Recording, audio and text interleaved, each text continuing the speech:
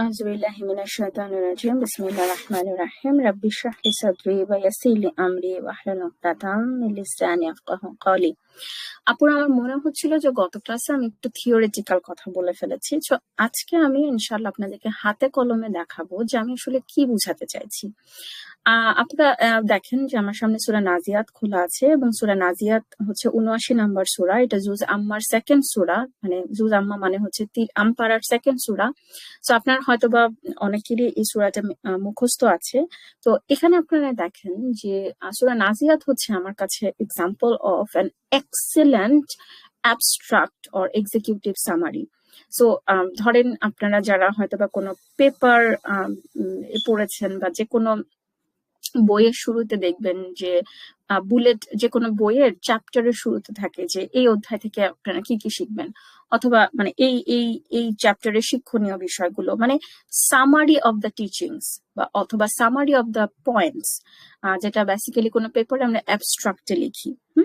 তো সূরা নাজিয়াতে আপনি দেখেন যে এখানে আসলে বেসিক্যালি আমি বলবো যে মুসা আলাইহিস সালামের কাহিনীটা দ্য হোল, মানে ইটস দ্য এক্সিলেন্ট সামারি, এক লাইনে সবকিছু।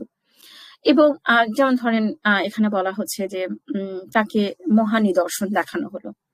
এই নিদর্শনগুলো কি ছিল এবং ফেরাউনের রিয়াকশন কি ছিল সেটা কিন্তু আমরা অন্য একটা সূরায় পাই।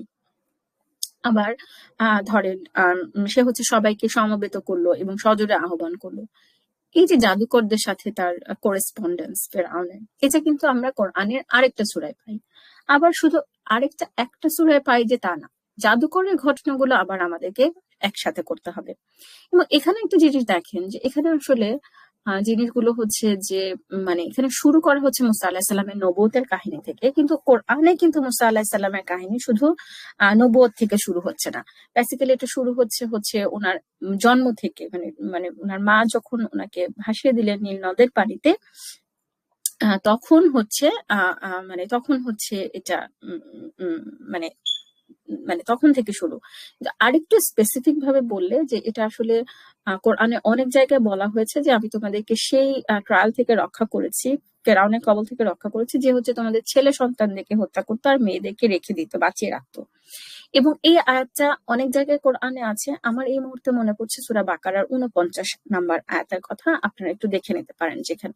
তো বেসিক্যালি কাহিনী শুরু কিন্তু মুসা আলাইহিস সালামের জন্ম থেকে, কিন্তু এখানে বলা হচ্ছে মানে থেকে, এখানে বলা হচ্ছে ওনার নবুয়ত থেকে। তো তাহলে আমরা এইটা মানে আমরা আসলে যেটা করব সেটা হচ্ছে যে মানে সূরা নাজিয়াতকে কিছুটা রেফারেন্স হিসেবে ধরে আমরা মানে প্রত্যেকটা এক একটা টপিক আমরা ধরে ধরে আগাবো ইনশাআল্লাহ।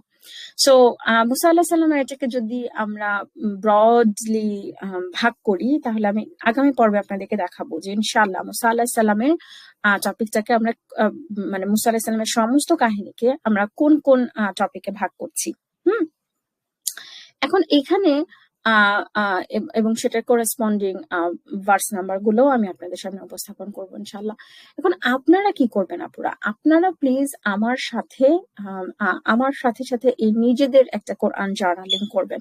এবং আপনারা হয়তোবা অনেকে আমার শিকড়ের সন্ধানে বইটা পড়েছেন। শিকড়ের সন্ধানে বইটাতে আমি এটাই করেছি, কিন্তু তারপরেও আমি আবার মানে আমার টেলিগ্রাম চ্যানেলেও আমি এটা আবার এই জার্নিটা করতে চাই ইনশাআল্লাহ।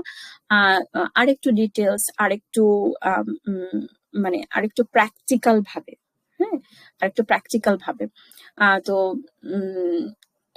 এটাই আসলে আপুরা, আজকে এই পর্যন্তই। আমি রিকোয়েস্ট করবো যে আপনারা একটা পেন অ্যান্ড ডায়েরি নেবেন, কোরআন জার্নালিং শুরু করবেন এবং আমার সাথে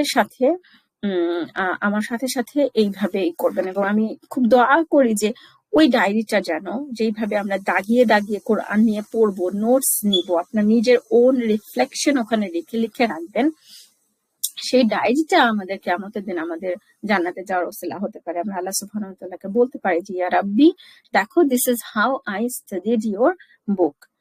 জাযাকুমুল্লাহু খাইরান আপনার সাথে থাকার জন্য। আসসালামু আলাইকুম ওয়া রাহমাতুল্লাহি ওয়া বারাকাতুহু।